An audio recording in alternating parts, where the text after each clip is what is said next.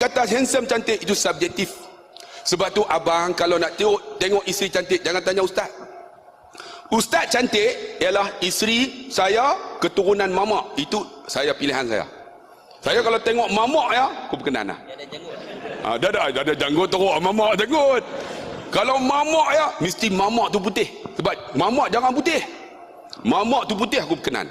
Kemudian hidung agak macam Ustaz Aswad. Yang tu saya berkenan. Itu saya. Kalau ikut tuan-tuan mungkin tak berkenan. Ikut Ustaz Aswad, dia bini dah rendah. Kemudian muka bujok sikit, kemudian pakai cermin mata. Dia kata cantik, itu pilihan dia. Ada orang pula, dia bini dia mesti kuih green. Orang panggil cicak kubing kan. Cicak kubing, wallah kuihnya. Tapi bagi dia cantik. Matanya ustaz, Allah apa hang pilih ni? Bang, pilihan itu subjektif bagi kita. Jangan tanya tentang cantik. Tanya, kita berkenan tak? Bila berkenan, sejuk mata memandang, tenteram kita, ambillah dia.